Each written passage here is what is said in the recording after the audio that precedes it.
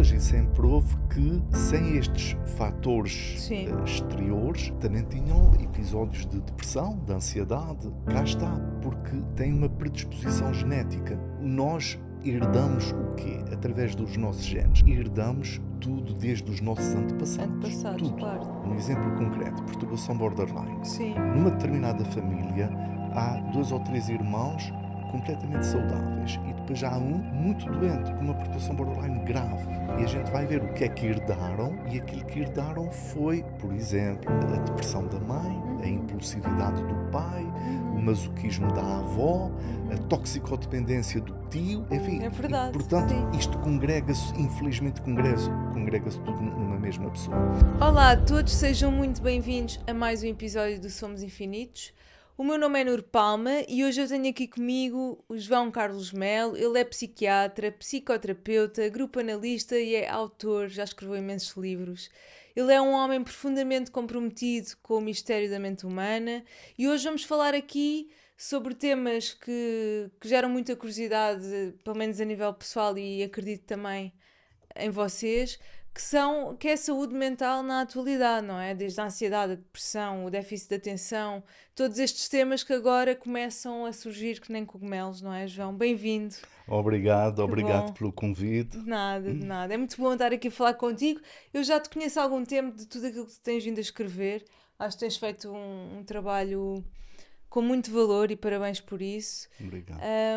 E espero que esta conversa também, e tenho a certeza que vai ser muito boa. João, eu queria começar pela depressão. Como é que nós podemos olhar para a depressão como um protesto interior, no sentido de estarmos contra uma vida que já não queremos viver? Percebes aquilo que eu estou a dizer? Sim. Ou seja, se a depressão, de certa forma, é um símbolo de uma desconexão interior, como é que tu olhas para a depressão enquanto psiquiatra e psicoterapeuta? Pois, olho para a depressão condicionado pelos aspectos clínicos da depressão Claro. e em vez de pôr tudo no mesmo saco, porque às vezes é complicado, eu acho que é importante a gente ter em conta que há vários tipos de depressão.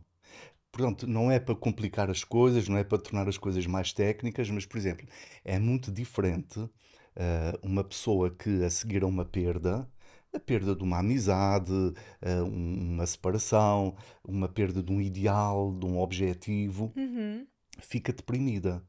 Fica triste, desanimada, mais desinvestida das coisas, com menos gosto pelas coisas habituais e depois progressivamente vai recuperando. É aquilo que se chama uma depressão reativa. Ok, Pronto, é certo. como reação a determinados acontecimentos, que geralmente são perdas de vários tipos. Aquilo que é uma perda para uma pessoa pode não ser para outra, mas depende do significado que tem a experiência para a pessoa, tem não para a é? pessoa.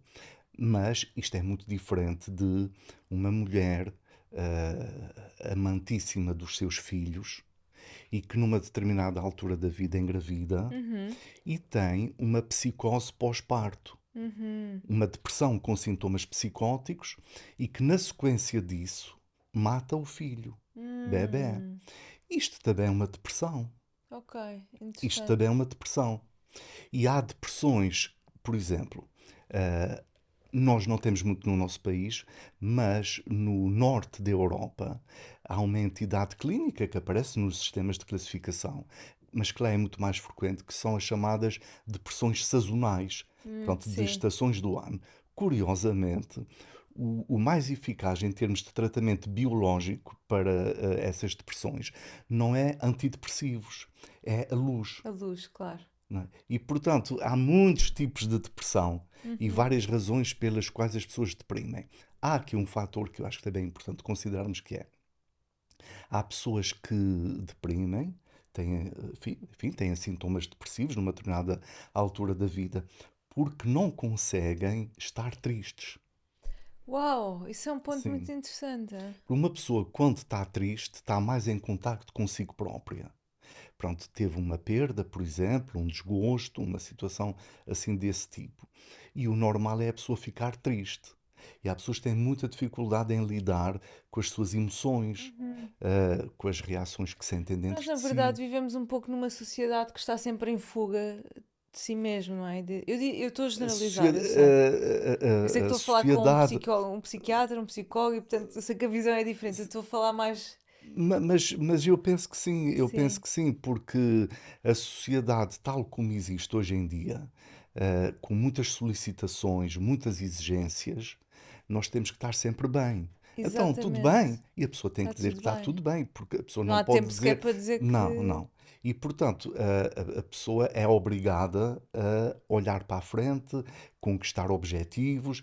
Isso é importante. O nosso valor está muito associado à nossa performance, não Isso é? mesmo, isso mesmo. Porque aí há outra questão importante que é, todos nós, seres humanos, temos uma das várias necessidades que temos, há uma que é fundamental, que é a necessidade de reconhecimento e Uhum, a necessidade que temos de ser especiais para alguém, sim. não é? E pronto, estas necessidades, quando não são suficientemente satisfeitas, levam a enfim, problemas que têm a ver com a autoestima, Sim, com o sim. funcionamento narcísico. Sim. Eu não sei se já repararam, mas eu estou sempre com esta banda no pulso. Esta banda chama-se Whoop e eu utilizo especialmente porque sou uma pessoa que dá muita atenção ao desporto, à nutrição e ao descanso. Para mim é uma prioridade na vida. Através desta app eu consigo perceber como é que estão os meus níveis de descanso, de esforço e de sono. E é ao observar estes números que eu consigo perceber se ando a viver a vida no limite ou se estou a ter um dia bastante mais equilibrado. Se tu és uma pessoa que prioritiza isto, talvez esta banda faça sentido para ti. Portanto, eu vou deixar aqui o link da acessão Loop e é um mês gratuito. Até já! E, portanto, a sociedade tal como está construída e vai correndo por sua conta, digamos assim, dificulta este processo da pessoa parar, pensar, deixar sentir o que é que está dentro de si, falar com as outras pessoas com tempo, Exatamente, não com é? presença, não Com é? Com presença. calma. Mas eu já tinha pensado nesta questão de será que uma pessoa que está sempre em fuga e que está sempre aparentemente bem, porque o mundo pede isso, qual a probabilidade de ter uma depressão, não é? Porque é muito importante esta nossa integração das nossas emoções, de chorarmos, de rirmos, de gritarmos, sei lá, de passarmos por tudo aquilo que é a natureza humana. Pois, pois. E quando não passamos por isso tudo, de certa forma recalcamos também muita Sim, coisa, não sim. é? Só que aquilo que pomos para debaixo do tapete, um dia vem uma rajada a dar e o lixo sai todo cá para O fora. problema é mesmo esse, é porque depois, mais cedo ou mais tarde, a pessoa depois tem uma depressão. Uhum. Mas se fosse possível ficar triste, falar com alguém, chorar, pensar nas coisas, ter um bocadinho de pena de si própria, mas só um bocadinho, que isso Compaixão, não também é? ajuda. Sim, Ahm, eu até estou a dizer um bocadinho de pena de si próprio, sim, dizer, pá, sou um desgraçado e tal, sim. mas só um Um bocadinho. E bocadinho. depois continuar para a frente. Sim, E depois a autocompaixão realmente sim. é fundamental. Mas quando a pessoa realmente consegue isso, mais facilmente está preparada para não ficar deprimida. Uhum. Se isso não acontece, a pessoa não der espaço para isso, depois é mais frequente, é mais provável ter uma depressão. Uhum. Isto acontece, por exemplo, também, e falando outra vez de necessidades que nós temos. Nós, seres humanos, todos, nós temos necessidade de ser cuidados. Sim. E, portanto, há um dos conflitos que faz parte da nossa natureza, é o conflito entre cuidar e ser cuidado. Uhum. Independência versus dependência. Dependência. Enfim, por aí fora. São muitos. Atividade versus passividade em É, várias sim. situações da vida. E pronto, há pessoas que não, não têm a possibilidade, nem têm muita consciência que o grande problema que têm é precisarem de ser cuidadas. E o que Nem é se que fazem? permitem, não é? Nem se permitem e às vezes nem têm consciência. Pois o que é que acontece? Ah, tentam satisfazer essa necessidade cuidando dos outros. Uhum. Ah, enfim, tomando conta de velhinhos, Sim. crianças enfim, com vários problemas, Uhum. deficiências, etc, etc. E depois a questão é que a pessoa vai ficando progressivamente mais esvaziada. Pois, E exatamente. Porque não depois existe uma troca, não não é? existe uma troca. E depois a pessoa diz assim: "Ah, quando dou, é sempre desinteressadamente. Não espero nada em troca. Mas depois, quando não recebe, ressente-se e fica magoada. Uhum. Portanto, uma pessoa dar e sentir-se bem com isso é bom. Mas uma pessoa dar e esvaziar-se, dando com a ilusão de que vai preencher essas necessidades, já não é muito natural. Exatamente, sim. Aí já se torna algo talvez patológico, no sentido em que, Sim, hum, ou seja, porque eu olho também para isso quase como as pessoas dão muito também para serem validadas, não é? Essa é a forma, ou seja, provavelmente foi assim que elas aprenderam quando eram pequenas a receber amor. Elas faziam, cuidavam e viam o olhar dos pais, por exemplo, de amor. E então elas repetem isso ao longo da vida porque é uma forma de se sentirem reconhecidas e validadas. Isso é muito interessante. eu acho que esse mecanismo que acabaste de descrever muito bem é fundamental. É Sim, fundamental porque as crianças, enfim, todos nós, desde pequeninos, nós não sabemos como é que se deve fazer as coisas. Há um espaço exatamente. para a espontaneidade. Mas depois há qualquer coisa que é importante as crianças irem percebendo. As crianças não pensam desta maneira, mas se fosse possível nós traduzirmos por palavras o que está dentro da cabeça das crianças em termos de fantasia, Uhum, seria assim: deixa-me cá ver o que é que eu faço que faz com que os meus pais se sintam orgulhosos de mim. uhum. E, portanto, se eu me porto muito bem, os meus pais ficam mais orgulhosos.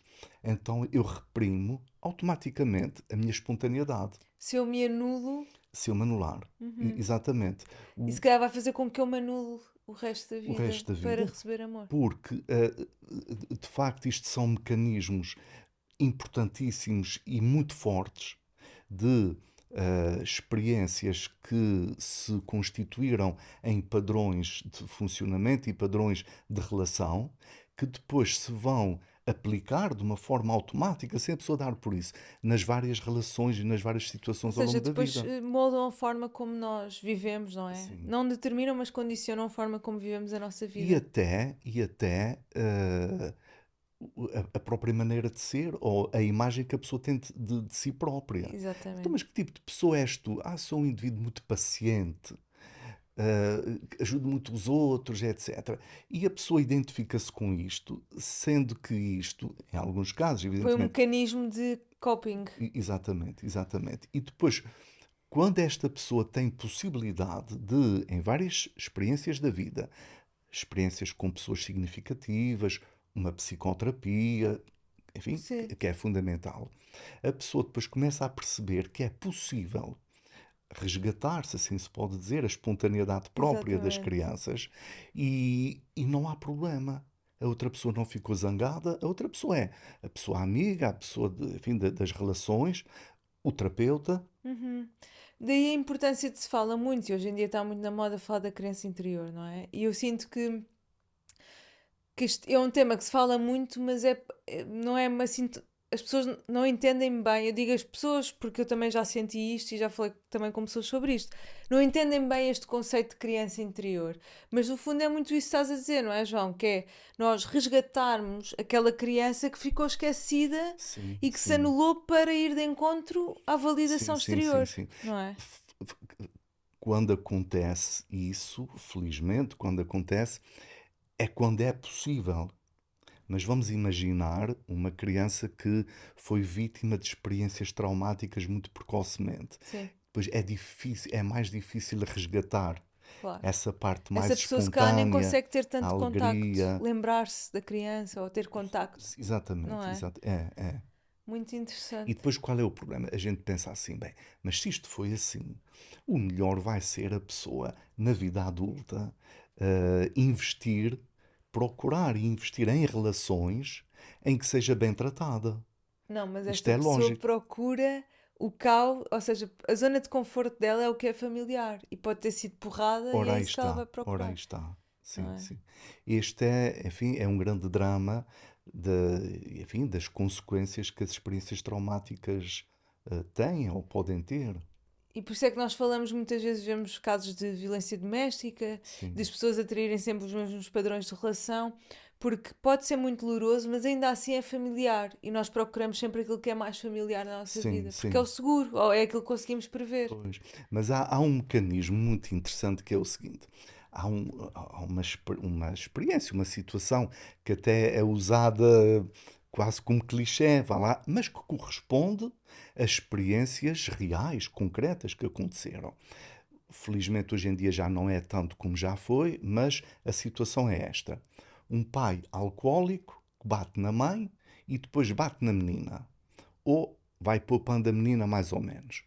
E depois a menina, quando cresce, vai arranjar um homem que não tem nada a ver com o pai, todo simpático, etc, etc. Mas depois é igual ao pai, porque vai Sempre. bater nela, etc, etc. E, portanto, isto o Freud chamava, e com razão, isto é uma compulsão à repetição. Repetição. A pessoa repete estes padrões de uma forma compulsiva, Sim. uma força interior que leva a repetir isso. Mas o que é que acontece em alguns casos? Pegando outra vez neste exemplo, a mulher arranja um determinado indivíduo que lhe bate, seja de que maneira for, como o pai fazia com a mãe. Mas depois, isto é mais ou menos consciente, nem sempre é bem consciente. O grande objetivo é ela dominar o indivíduo para, conseguindo não ter medo dele e moldando-o de modo a que ele deixe de Sim. bater, ela modifica a representação mental que tem do pai. Isso é incrível. Ou seja, ela é quase como se quisesse salvar esta imagem do pai. Ou seja, quase como se quisesse salvar o pai. Então arranja um parceiro que acha que vai salvar e moldá-lo para poder reparar Tal e isto, não qual. é? É tal e qual Mas isso. depois nunca acontece porque nós não conseguimos reparar ninguém, não é? Pois. Mas olha, eu vou-te dar um exemplo, uma situação que eu às vezes refiro, uma situação que eu assisti. Já há muitos anos eu colaborava com alguns colegas nos serviços prisionais. Uhum, Quando se formou em Portugal a Direção-Geral o Serviço de Psiquiatria, uhum. que hoje em dia ainda existe, do Hospital de Caxias. E, portanto, eu, enfim, tinha outros colegas mais velhos que trabalharam aí e que formaram esse serviço de psiquiatria. E aquilo no início, agora as coisas já acho que não funcionam tão bem assim por falta de pessoas, falta de condições, mas de início começou a funcionar como os serviços de psiquiatria Uhum, dos hospitais. uhum. Um dia por semana há uma sessão clínica. Ok, Pronto, alguém apresenta o caso clínico de um doente ok, e depois toda a gente ali presente discute o caso. Em alguns casos, o que é que acontece? O próprio paciente está lá ok. para ser entrevistado. Sim. No hospital onde eu trabalho, que é o Hospital da Amadora, Uhum. durante anos nós fizemos isso. Nunca houve o mais pequenino problema. Nunca houve, enfim, no sentido de não ser uma experiência positiva para a pessoa. Uhum. A gente perguntava, explicava tudo como é que acontecia e as pessoas tinham interesse, tinham vontade em participar Ok. para ajudar no caso dela, porque sabiam que muitas cabeças iam Iam pensar no caso pensar? dela, mas também para ajudar aos próprios técnicos a aprender mais. Uhum. A Claro. gente aprende com as pessoas, com toda a gente. Ora, ah, apresentaram nessa sessão clínica um homem que estava preso, era com indivíduos que tinham sido presos, por ter cometido o crime de exercer medicina sem ser médico. Pronto, era um falso médico. Ok. Há casos desses descritos, Ok. enfim, em vários sítios do mundo. A pessoa, de uma maneira ou de outra, vai estudando, enfim, faz todo o percurso que o médico faz, só que sem diplomas. Como é que acontecem? Como é que isto acontece? Como é que conseguem? Não sei, mas Sim. há Há casos casos desses de desses. facto. E no caso dele, depois perguntaram na sessão clínica: olha, o que é que o levou? Qual é a sua motivação para querer ser médico? "Ah, ajudar as pessoas, gosto de conhecer como é que o corpo humano funciona." Sim, senhor, muito bem. Mas e porquê a especialidade que escolheu concretamente? Obstetrícia. Hum. Para ajudar a ver um novo ser a criar-se dentro do útero da mãe e a crescer e dar à luz o bebé é uma coisa extraordinária e tal. Ora, tudo isto é verdade, no caso dele, mas isto são as motivações conscientes. Depois de estudar o caso com ele, enfim, ao longo do tempo, o que é que se percebeu? Primeiro como hipótese e depois percebeu-se melhor isso. A motivação inconsciente foi salvar a mãe que tinha morrido de parto quando ele nasceu. Uau, E pronto, as lindo. pessoas, nós seres humanos, fazemos isso. Nós Às fazemos vezes na isso. escolha das profissões, na escolha das relações amorosas. Sim, sim. Como disseste bem, reparar algumas experiências que não correram Não bem. correram bem. E eu acho que o nosso corpo reconhece inconscientemente. Ou seja, por exemplo, em relações, aparentemente, quer dizer, aparentemente aquele indivíduo não vai mostrar à partida que é agressivo, ou seja, à primeira imagem, quando conhecemos alguém, mostramos sempre o nosso melhor lado, não é? E aquele indivíduo não vai dizer, não vai mostrar que bate na mulher, que é alcoólico, não. Mas eu acho que quando nós nos atraímos por determinadas pessoas, o nosso corpo biologicamente reconhece aquilo e vai para além da mente, não é? Vai para além do Sim, raciocínio, sim, não sim. é? Ou seja, É, porque nós, enfim, mais uma vez, não quero estar aqui com questões teóricas e sim. termos técnicos e isso, mas acho que há aqui um conceito importante. Nós temos basicamente dois tipos de memória. Há uma memória explícita, que é aquela que nos faz recordar as coisas da vida. E a implícita é uma memória inconsciente e que nós, em vez de evocarmos conscientemente a experiência que foi memorizada, nós, portanto, pomos-la em prática através de reações emocionais e de comportamentos. Por exemplo, isso é como andar de bicicleta, nunca se esquece. Exatamente, isto é um tipo de memória. O de andar de bicicleta fica Claro, memorizado, não claro. é? E o corpo sente. Exatamente. Há qualquer coisa nesta pessoa que não bate certo. Vou dar um exemplo rápido, Claro. real, que aconteceu em 1911. Ok. Havia pronto, um médico que se chamava Claparède. Ainda hoje em dia, em Lisboa, há colégios que se chamam Colégio Claparède, Ok. em homenagem a este médico suíço. Ok. E, portanto, ele tinha lá na clínica dele uma senhora que tinha uma doença que lhe afetava a memória.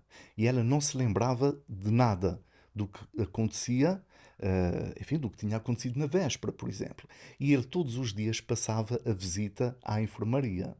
E todos os dias o apresentavam àquela senhora, apresentavam àquela senhora. Ah, Boa tarde e tal, não sei o quê, não sei o quê. Sabe quem é este senhor? Não, não, não. É o fulano tal, o diretor do hospital. Assim, muito prazer e tal. Um belo dia, o Claparrete pôs um pionés na mão. E foi cumprimentar a senhora, passou bem, e picou-a, não é? Sim. E ela retraiu-se e tal, pronto, desculpe e tal, não sei o quê, foi-se embora. No dia seguinte, Ela já se lembrava. ela não se lembrava. Ok. Ela não se lembrava, mas não o quis cumprimentar. Porquê que não quer Ah! cumprimentar o senhor diretor? E ela inventava uma Ela desculpa qualquer. sabia, ou O seja, o corpo corpo dela dela sabia, sabia. mas se lhe dissesse, mas ele fez-lhe algum mal alguma vez? Ela não se lembrava. É essa Que memória interessante. precisamente. Mas já agora, indo um bocadinho atrás em relação ao que acabaste de dizer, as pessoas de início, quando se dão a conhecer, dão o seu melhor, mostram o seu melhor. Nem sempre é assim. Há pessoas que mostram o seu pior como uma estratégia. Se as outras pessoas aguentarem isto como eu sou, então vão aguentar tudo. Isto às vezes não dá bom Mas resultado eu porque percebo o estica que muito. dizes. Eu não sou assim com toda a gente, mas eu tenho um mecanismo assim. Parece que tenho que testar as pessoas. Não é com os meus amigos, é mais relacionamentos amorosos, não é? Que isto aconteceu na minha vida, de ter que testar a pessoa, ou rejeitar a pessoa, ou, que é para perceber se aquela pessoa ainda fica, Sim, sim, sim, se sim. gosta mesmo de mim ou não. Ter que existir um teste ou uma prova para perceber isso. Portanto, isso é muito familiar. João, há um tema também que agora me saltou, Sim, sim. que é o narcisismo. Sim, sim, sim. Porque acho que é importante desmistificar. Há um livro brutal sobre narcisismo que se chama. Eu depois já vou colocar aqui, que é Não És Tu, chama-se Não És Tu, acho que é de um Uhum. autor espanhol, que é muito bom. E porque o narcisismo, de facto, é uma perturbação, um transtorno que está muito presente na nossa sociedade e que nós normalizamos porque não sabemos distinguir ou não percebemos porque são altamente encantadores, charmosos, têm assim um dom também muito. Um dom de Cativar as cativar e falar com pessoas. as pessoas, não é? E eu queria começar também por te perguntar, no fundo, o que é o narcisismo e quais são algumas características do Sim, sim, sim, narcisista. sim. Olha, já agora eu permito-me, já que me deixaste à vontade, Claro. permito, pronto, dizer que eu escrevi um livro também sobre o narcisismo, Ok. sobre a autoestima e o narcisismo. Espera, tem um título que eu amei, que Sim. é Parecemos fortes, Nascemos nascemos frágeis e frágeis recebemos ordens para para ser sermos fortes. fortes. E, portanto, qual é a ideia principal que eu transmito? Enfim, tem a ver com a nossa espécie. A nossa espécie nasce muito frágil em todos os aspectos e muito necessitada daqueles aportes que eu falei há pouco. Sim, sim. Sentirmos-nos importantes, Importantes, reconhecidos, reconhecidos. especiais para alguém. As pessoas precisam muito de elogios e, no entanto, não é fácil para muitas pessoas receber elogios. Pois é, Ficam é verdade. atrapalhadas, sem saber o Sim. que fazer. E, portanto, se nós formos ver os sistemas de classificação das doenças, aparece lá uma coisa que se chama perturbação narcísica da personalidade. Sim. E a gente vê a descrição e é o Senhor Trump. Uhum. Indivíduos arrogantes, vaidosos, que subjugam os outros, que querem ser o centro das atenções, que atacam os outros nos pontos fracos deles, Uhum. e, portanto, com pouca ou sem empatia para com os outros, para com os sentimentos dos outros, e usam os outros. Pronto. E, portanto, a gente pensa assim: quem preenche estes critérios é narcísico, quem não preenche não é. Uhum. Mas eu acho que é mais importante a gente ver o funcionamento narcísico de uma outra maneira, que é, todos nós temos um funcionamento narcísico. Do mesmo modo que temos um funcionamento respiratório, digestivo, etc. Exatamente. Pode ser mais saudável ou mais patológico. Por exemplo, uma pessoa com um funcionamento narcísico saudável é uma pessoa que tem orgulho nas suas qualidades, Ok. que assume as suas limitações, os seus defeitos, que aceita tanto quanto possível, não é fácil, críticas, Claro. e que, acima de tudo, é uma pessoa humilde. Uhum. E, portanto, é uma pessoa com uma boa autoestima, Sim, dizendo sim, assim, sim, por sim. outras palavras. Portanto, as E pessoas com que uma pessoa têm. com capacidade de se adaptar a todo o Exatamente, isso meio, não é? Porque facilita eu acho que isso depois. é um critério muito importante. Acho que a nossa capacidade de nos adaptarmos a qualquer pessoa, acho que é um sinal de uma boa saúde mental, não Sem é? dúvida, sem dúvida. Sim.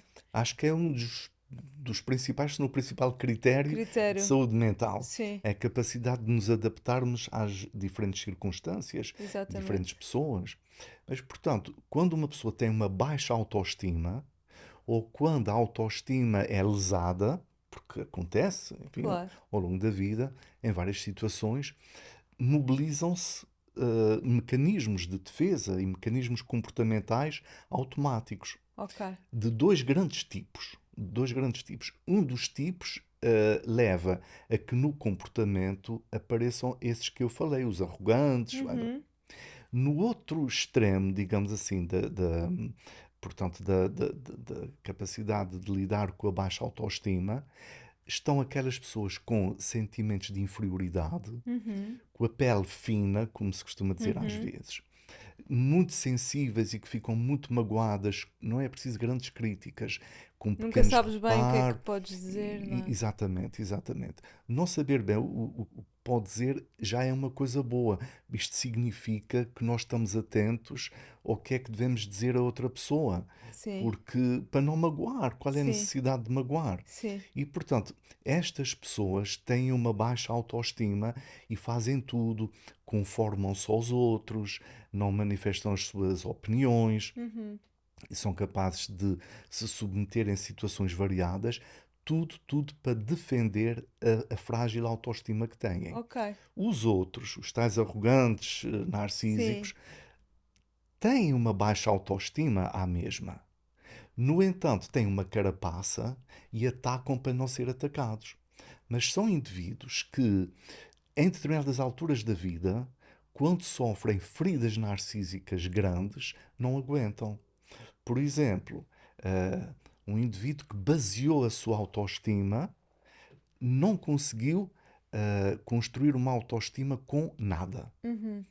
Só conseguiu construir alguma autoestima porque aprendeu a representar e, portanto, tornou-se ator, vamos supor, Uhum. e, portanto, os aplausos são o alimento. Ok. Acontece que a pessoa vai avançando na idade, não vai passa a não ser escolhida para certos papéis, já não tem tantas palmas e, portanto, se a pessoa não tinha uma boa autoestima, aí vai-se completamente abaixo. Ok.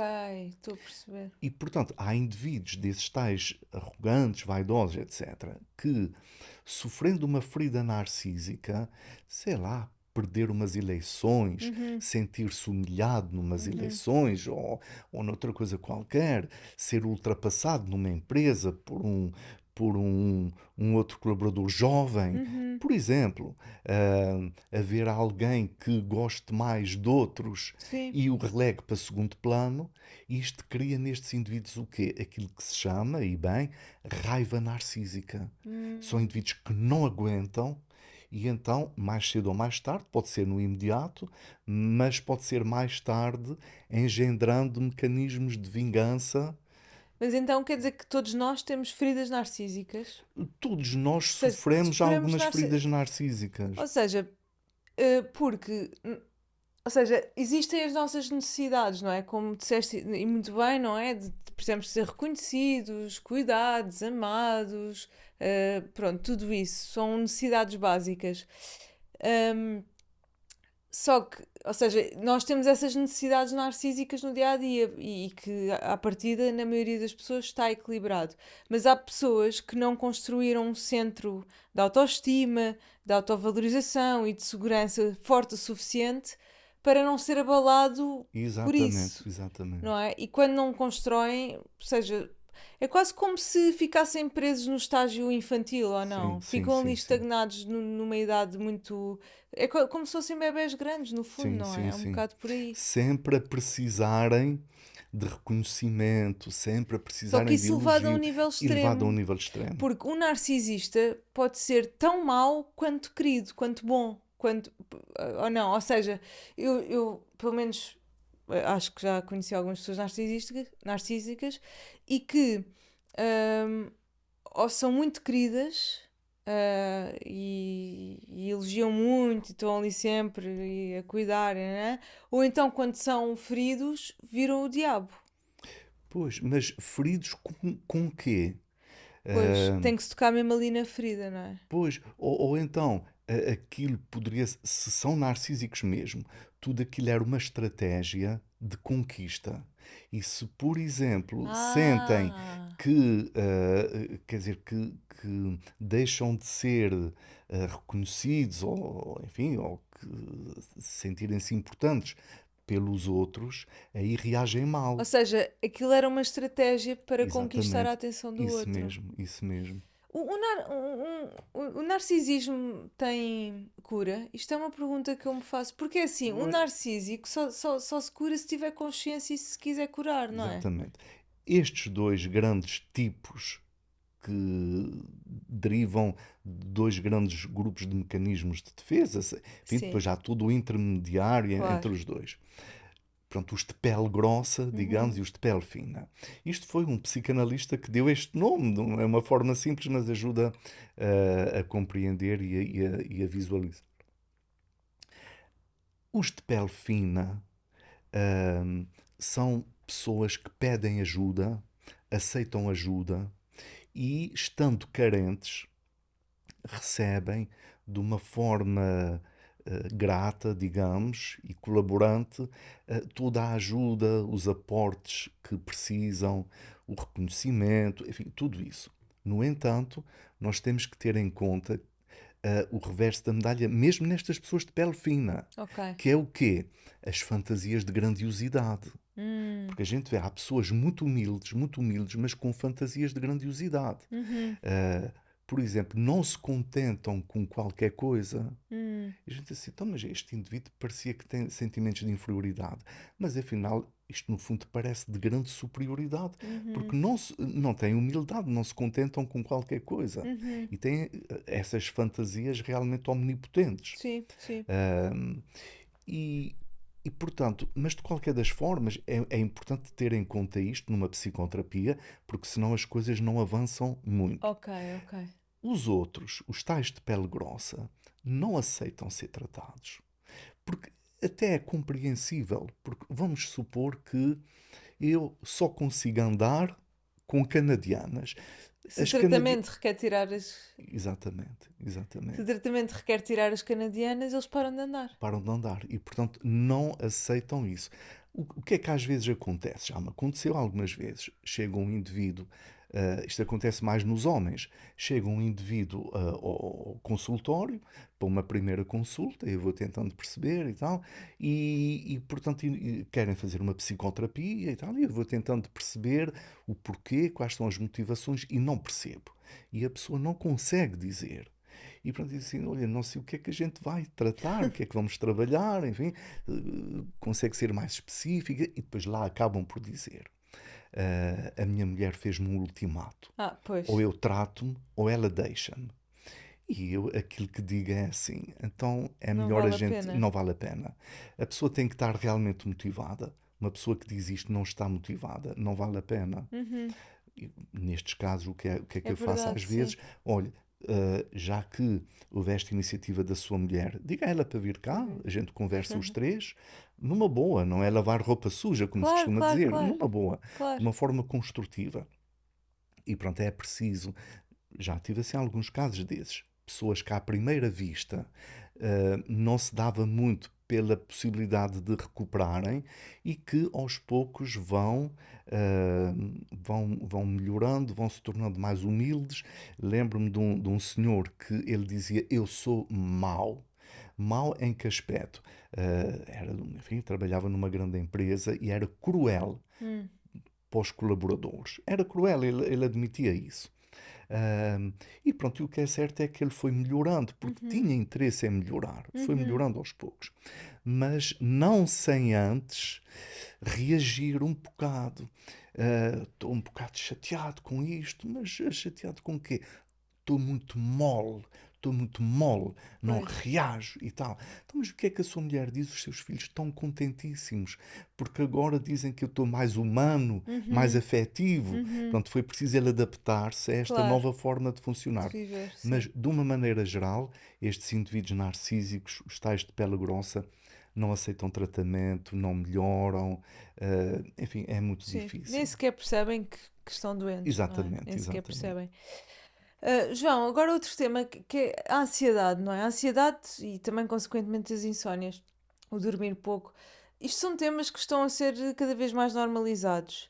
Ahm, e eu queria te perguntar: será que isto não são sintomas de uma sociedade que já não consegue parar? Não é? Está muito agitada, hiperestimulada.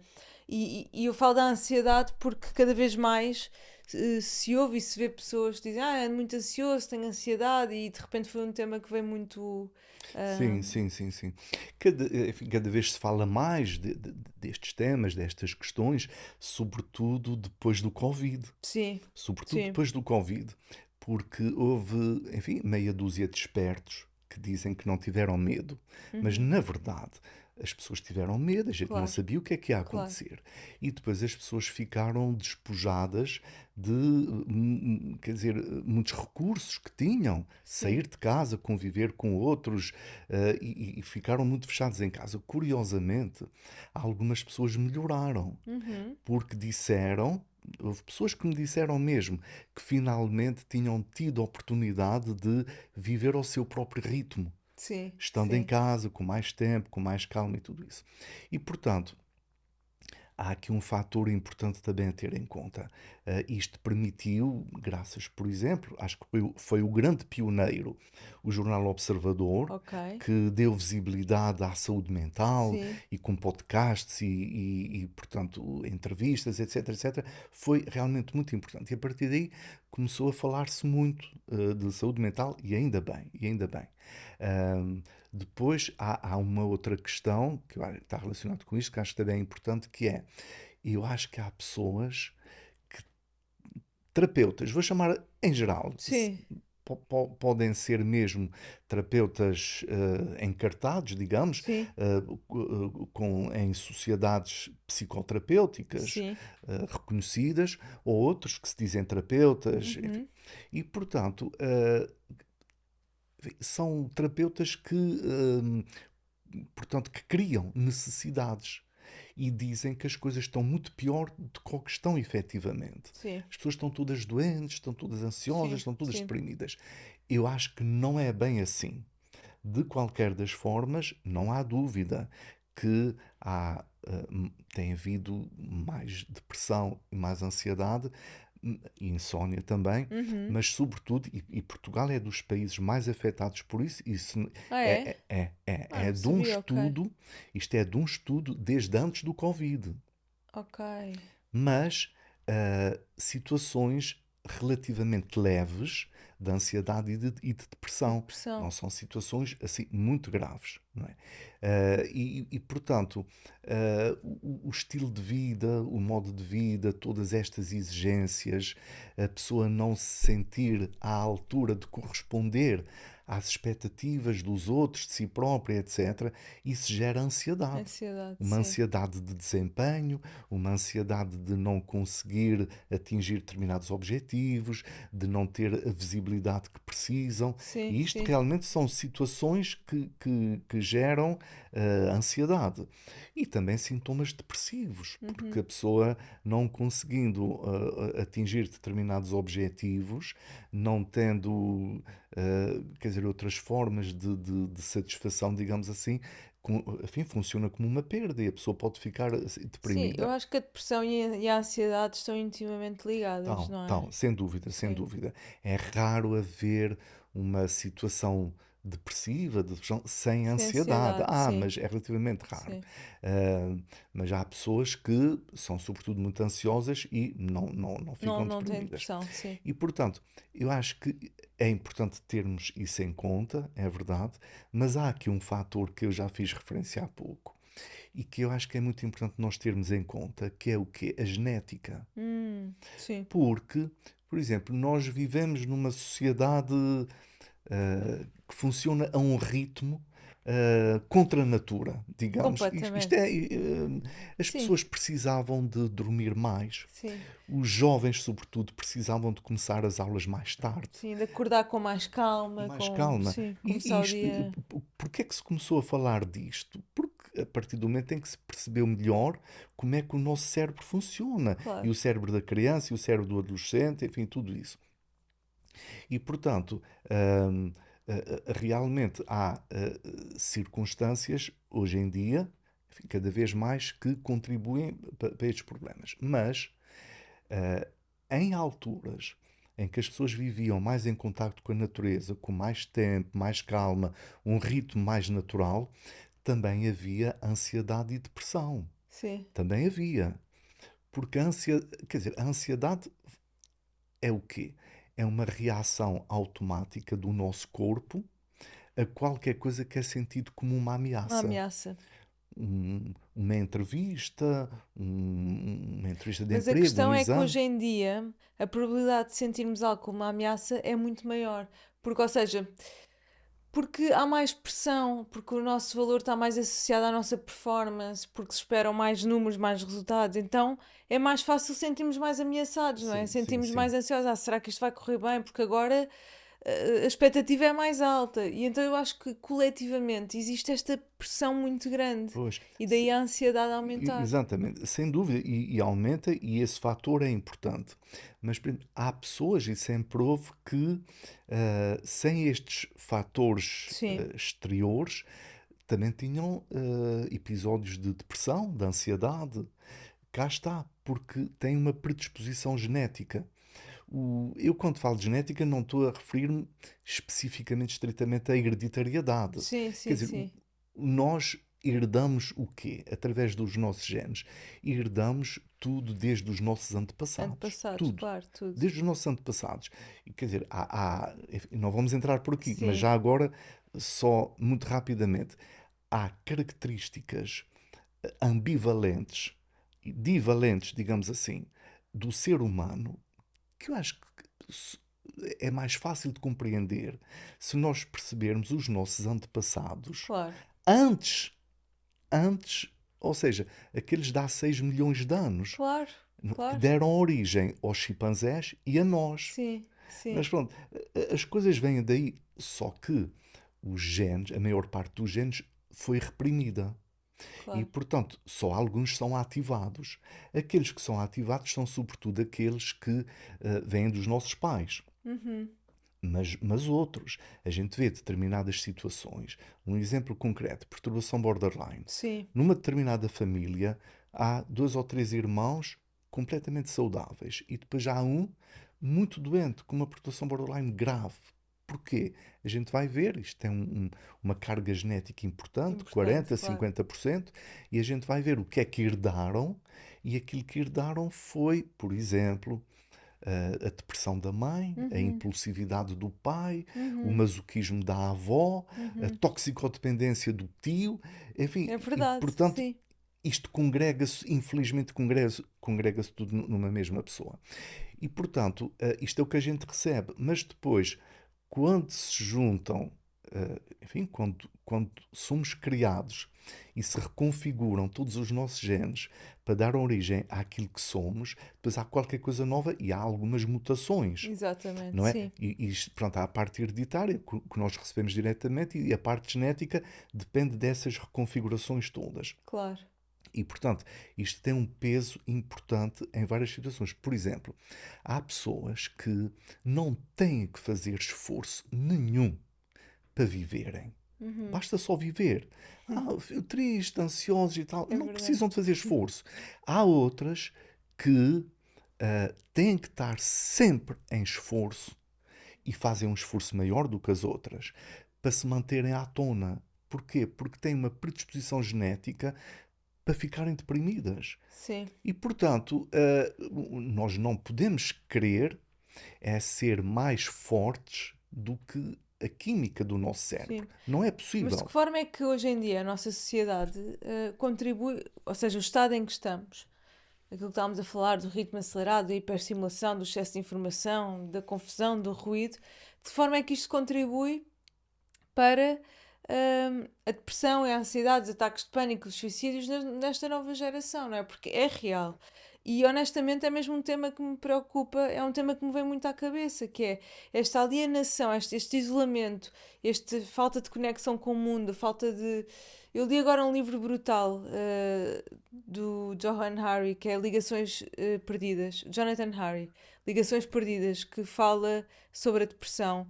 E ele diz mesmo que a origem da depressão vem muito da falta de conexão com o outro, falta de conexão connosco, falta de conexão com um trabalho significativo, falta de conexão com a natureza, com o mundo natural. E portanto, tudo o que ele refere é tudo o que nós estamos a viver neste momento. E de que forma é que isto então contribui para a saúde mental? Pois, tudo isto faz com que uma pessoa, digamos assim, eu insisto neste ponto porque é Claro. inevitável, com uma boa predisposição genética é preciso lutar contra isto, porque são muitas exigências. Mas uma pessoa que tem uma predisposição genética, por exemplo, para a depressão, isto muito mais facilmente acontece. Uhum, Não é? ok. E, portanto, mas é muito difícil porque, ah, quer dizer, vamos proibir uma criança, um jovem, vá lá, de ter telemóvel, Pois. de ir para as redes sociais, vai ficar. Proibir não, mas eu acho que podemos é estimular irmos com eles para a natureza, por exemplo. Irmos com Eu sei que podemos tentar tudo, mas vai ser sempre uma consequência. Os telemóveis estão em todo lado. Por exemplo, eu acho, isto, enfim, é discutível, mas eu acho que os telemóveis deviam ser proibidos nas escolas, Sim, como eu concordo. acontece em países civilizados. Claro. Porque, enfim, há um livro muito interessante que se chama Geração Ansiosa. Adoro. É do mesmo autor, do Jonathan Exatamente, Harry. É um grande é do livro. mesmo autor, um psicólogo social, que ele explica muito bem, de uma forma muito fundamentada, de que modo os telemóveis, enfim, as redes Sim, sociais fazem mal ao desenvolvimento das crianças e dos exatamente. jovens. E, portanto, é assim, se não se leva isto a sério, então assim, epá, os miúdos querem fumar nas escolas, então fumem. Sim. Porquê é que é proibido fumar? É porque faz mal. Então os Então, os telemóveis está telemóveis. aprovado que também fazem. Sim. Mas depois não vamos proibir. Eu acho que tem que ser pela positiva. Eu também Arranjar concordo. uma alternativa, porque depois os miúdos parece que estão a descobrir coisas que nunca Nunca descobriram. descobriram. Olha, afinal isto é giro, É. Mas não é é? que há miúdos que não sabem saltar à corda, há miúdos que não sabem Sim, andar de sim, sim. bicicleta, há miúdos que nunca viram uma vaca, não é? Isso mesmo, isso E mesmo. pronto. João, outro tema Sim, que sim. é PHDA, Uhum. que é o transtorno de déficit de atenção e hiperatividade. Ahm, Cada vez mais ouvimos falar sobre esta perturbação ou transtorno. Há cada vez mais livros a saírem sobre o tema. Mas será que primeiro há dois pontos aqui, que é primeiro há o excesso de informação nas redes sociais e depois às vezes as pessoas caem muito no autodiagnóstico, que é elas autodiagnosticam-se de algo e era aquilo que estavas a dizer, há muitos terapeutas, não é? Que depois criam necessidades e as pessoas começam a achar já que estão ansiosas, têm perturbações de transtornos e tudo mais. Há esse ponto, mas depois há o ponto desta agitação, há um déficit de. Ou seja, existe um déficit de atenção real, uma falta de presença real, coletiva. É muito difícil nós hoje em dia estarmos realmente presentes no dia a dia. Eu penso muitas vezes, quando eu era pequena, o estado normal era o aborrecimento. E eu ia brincar. Hoje em dia, para nos sentirmos aborrecidos, nós temos que nos esforçar para criar o aborrecimento. Isso já não. Com tanto acesso a tanto estímulo. E, portanto, queria explorar contigo um bocadinho o PHDA e o que é, no fundo, também para quem não Pois, sabe. pois. Aquilo que se considera por pessoas que estudam muito e há muitos anos a PHDA é que é uma doença do neurodesenvolvimento. É uma Certo. doença do neurodesenvolvimento, quer dizer, para as pessoas que acreditam que nós temos uma consciência ou um espírito que não está baseado no cérebro, Uhum. a gente pode, enfim, fazer outra coisa qualquer, mas quando há uma lesão no cérebro, a pessoa perde a consciência. Mas, enfim, não vamos por aí agora. Mas, pronto, são pessoas que estudam muito bem isso. E, pronto, é uma doença do neurodesenvolvimento. Ah, no desenvolvimento normal do sistema nervoso, há alterações que levam a isto. Alterações do neurodesenvolvimento, PHDA, o espectro do autismo, dificuldades de aprendizagem, alterações da linguagem, tudo isto se considera dentro das perturbações do Mas só uma neurodesenvolvimento. questão, João. O PHDA está dentro do neurodesenvolvimento, mas poderá ser criado, por exemplo, na fase perinatal, em que o bebê está num ambiente altamente estressante, ou seja, a mãe sofre de violência doméstica, o ambiente é sempre caótico, berros. Isso pode ser criado ou Isso, já vem de trás? isso tem influência.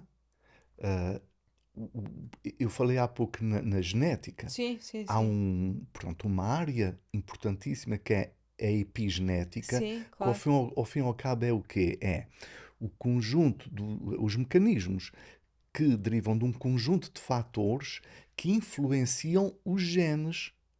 Os genes não é uma Certo. coisa imutável, influencia os genes. Desde quando? Desde a alimentação, os alimentos, os nutrientes que estão dentro do ovo, espermatozoide, Sim, óvulo, ok. ovo e por aí fora. Logo, isso tem importância. Todas as hormonas do stress no corpo da mãe durante a gravidez têm influência. Tudo isso tem influência, sem dúvida nenhuma. No caso específico da PHDA, eu não sei se. É uma questão para estudarmos, Claro, mas claro. eu não sei se estes fatores, por exemplo, de stress durante a gravidez, afetam, mas não sei se podem provocar especificamente a PHDA. Ok, certo. Aquilo que se sabe hoje em dia, que se considera, enfim, é que a PHDA é multifatorial. Há vários fatores. Eu falo do componente genético porque existe. Portanto, por exemplo, há uma psicóloga que tem um livro que se chama Estou Sempre a Mil. Sim, Rita, sim. não estou a lembrar agora Também não o me nome lembro, dela, mas sei, pronto, sei Estou Sempre a perfeitamente, já Mil. estou a ver. E pronto, e outro dia falei com ela e ela tem estratégias, enfim, aborda a PHDA e aquilo que não é PHDA de uma forma muito interessante para separar o que é e o que não é. Ok. E em termos de estratégias comportamentais, o que é que se pode fazer para melhorar? E com técnicas importantíssimas. Mas ela diz que, não sendo médica, ela diz, conhecendo como conheço a PHDA, eu sei que, tendo este componente biológico forte, a medicação é fundamental na maioria dos casos. Uau, ok. A gente, quando fala com, sobretudo, pais de crianças com PHDA, déficit de atenção, hiperatividade, impulsividade, que por vezes é interpretada de formas muito variadas, má educação, Sim, alterações do comportamento, características de oposição, enfim. Uh, e que a partir, mas quer dizer, o rendimento escolar vai diminuindo, vai criando anticorpos contra essa criança e, portanto, quando as coisas têm que ter bom senso e têm que ser criteriosas. Quando tem indicação para fazer medicação, isto há muitas ideologias, e tal, medicamentos por causa dos laboratórios, enfim, temos que ter bom senso e as indicações mesmo. E como fiz referência a esta psicóloga, ela defende isto, ela não receita, mas enfim, defende isso. sim. E portanto, o que é que esses pais dizem? A partir do momento em que o filho começou a tomar determinado medicamento, mudou do dia para a noite, está mais calmo, está mais atento, anda mais feliz, não está tão irritável. E, portanto, já ouvi pais a dizerem assim, mas eu não concordo com a medicação. Estão no seu direito. Mas, por exemplo, eu estou com dores horríveis no abdômen, vou ao hospital e o médico diz, você tem uma apendicite, tem que ser operado. E eu digo assim, mas eu não concordo com as operações. Eu estou no meu direito. Eu acho que é a mesma coisa. Se alguém me disser assim, eu tenho determinadas técnicas psicoterapêuticas, comportamentais, que se a criança e o adulto, não é? Claro. Manifesta-se de formas diferentes, empreenderem sem tomar medicamentos e a pessoa melhor, o que é que eu digo? Então não tome. Boa. Claro. Quer dizer, o meu ponto de vista é um ponto de vista pragmático, não é ideológico. Sim. E quais é que são os indicadores que distinguem alguém? Aqui, alguns indicadores que distinguem alguém com PHDA e alguém que não tem. Porque pode ser facilmente confundido, eu diria também, não é? Pois, quer dizer, há pessoas hiperativas, ahm, porque, enfim, são assim de temperamento. E o Exatamente. temperamento é uma coisa que não muda muito ao longo da vida. São pessoas inquietas, agitadas. Exatamente. E, portanto, e com uma inquietação, digamos, existencial, Sim, no sentido que não ficam satisfeitas com isto e querem mais, e querem experimentar outras coisas, e exatamente. aborrecem-se com a monotonia. E isto não é PHDA, isto não é patológico. Nós Pronto. temos que ter em conta a grande variedade que existe nas Claro. pessoas. O que é que, qual é a linha Que separa. que separa, porque é muito difícil, porque a linha é turva, se assim se pode dizer. É se provoca sofrimento, quando provoca sofrimento e, portanto, e uma perturbação do funcionamento, aí são dois critérios importantes para considerarmos que é uma E doença. quando causa sofrimento, ou quando condiciona a nossa vida, pode ser, por exemplo, eu não consigo ver um filme até ao fim, ou eu não consigo estar atenta numa aula. Sim, Pode ser sim. coisa, ou seja, tem a ver com. Porque há bocado estavas-me a dizer que no PHDA, portanto, aqui o problema ou a questão é o déficit de atenção, não é? Porque a hiperatividade é uma consequência disso. Sim, Então, isto tem a ver com uma capacidade de estar presente e atento, sim, não sim, é? sim. E há estratégias comportamentais, cognitivas, para melhorar a A atenção. atenção, Sim, exatamente. E, sim, e tu dizendo-me isso, e eu sabendo também que sim, desde depois há várias ferramentas, mesmo como a respiração, a meditação, algumas estratégias para trazer, de mindfulness, para trazer a atenção ao momento presente. Será que, será que a hiperatividade não, ou seja, não é, isto não é uma questão de treinar um músculo para estar mais presente? Não tem a ver com isto? sim. A atenção nós Eu queria podemos, dizer, não é tão simples quanto como. isto, eu sei que não é, Sim, sim, mas mas nós podemos, enfim, como analogia, considerar que a atenção e a memória são como que músculos, não é? Que se nós treinarmos mais, aperfeiçoam-se, tornam-se exato, mais eficazes, exato. não é? Mas é que eu acho que isto da incapacidade de estar presente é uma perturbação coletiva. Só que eu acho que este transtorno Depende do grau, depende depende do do grau. grau, Porque, exato. por exemplo, vamos imaginar uma criança ou um jovem e que, quer dizer, tenta tudo, para melhorar a sua dificuldade da atenção e hiperatividade, etc. Mas mesmo assim não consegue. Os pais esforçam-se, a criança esforça-se, o jovem esforça-se e mesmo assim não consegue e isso vai estragando a Exatamente. própria vida. E, portanto, esta pessoa pode sentir-se muito mal porque pensa assim, mas a forma como dizem as coisas parece que é fácil. E se os outros conseguem e eu não Eu não consigo, isto é consigo. mau. Ok. Portanto, um sentimento depressivo pode advir Daí isso, disso. já percebi, sim, já percebi claramente a diferença. Faz todo o sentido. João, para terminarmos, o que é que Sim. aprendeste com estes anos todos, com tanta experiência, a contactar com tantos pacientes? O que é que eles te ensinaram sobre a mente humana? Olha, olha, muita coisa. Eu trato doentes borderline, por Sim, exemplo, desde que comecei o internato de psiquiatria, que foi em 1991. Só foi há quando eu pouco, nasci. pronto, só há poucos anos é que começaram a dizer que eu sou especialista em Em borderline, borderline. etc. E há pessoas que me perguntam, sendo doentes, pessoas de quem ninguém gosta, Sim, ninguém, enfim, os sim. psiquiatras, os psicólogos, enfim, não gostam, é um facto. Não digo todos, Sim, obviamente, mas eu mas é um percebo, facto, é um sim. facto. Ahm, Depois perguntam assim, mas porquê que tu gostas de borderlines? A gente às vezes fala isto na gíria. Claro, Ah, eu gosto de toxicodependentes, eu não gosto de claro. toxicodependentes, enfim, Sim. porque as pessoas depois vão Claro, depois tendo é mais mais experiência numas experiência. coisas ou noutras. Porquê que tu gostas de borderline? Tu és borderline? Tens alguém da família borderline? E assim, olha, não sou, nem tenho, enfim. Assim. Mas isto deu que pensar, enfim, durante um tempo deu que pensar. E qual foi a conclusão a que eu cheguei, já há uns anos?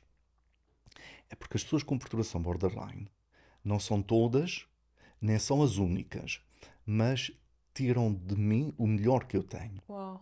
Uhum. Porque são pessoas, enfim, apesar de várias características e vários comportamentos muito perturbadores para si próprios e para os outros, é um facto, são pessoas genuínas, empáticas, criativas. Uhum.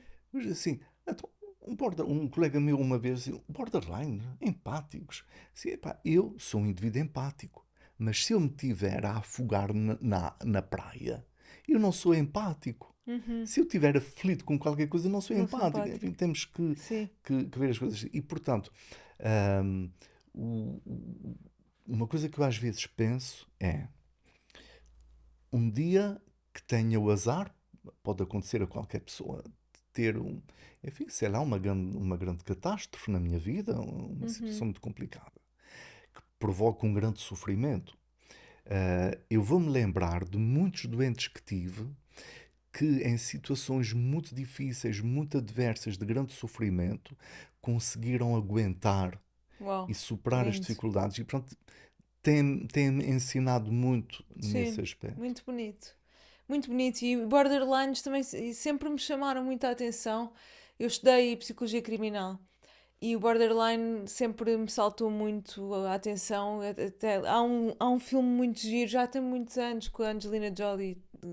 Agora não me lembro do nome do filme, mas precisamente por isso, porque eu acho que a perturbação borderline são pessoas muito espontâneas, muito efusivas, muito. Conseguimos perceber a essência delas de forma muito Sim, sim, imediata, não é? sim. E eu percebo quando eles puxam o melhor de ti, porque se calhar também testam os teus limites ou conseguem chegar até Sim, ti, sim. e é interessante. João, olha, obrigada por esta conversa. Obrigado. Deixa-me só dizer uma coisa. Eu, enfim, gostei muito desta conversa. Uma coisa que eu gostei muito particularmente foi a tua capacidade para me deixar falar. Nem sempre acontece, Ok, não é? que Assim, bom. olha, diz o que pensas sobre isso assim. E eu com o tempo disse, nem sempre é fácil. Nem sempre é fácil, Nem pois. sempre acontece. E aconteceu, por isso agradeço-te muito. Obrigada E eu, agradeço o convite. porque tudo o que disseste foi mesmo muito interessante e fiquei com a sensação que podemos falar sobre muito mais temas, portanto acredito que possamos gravar mais episódios porque tu tens aí um Ótimo. mundo de coisas para contar. Obrigada, É uma João. questão de combinarmos. É isso. Obrigado. Obrigada.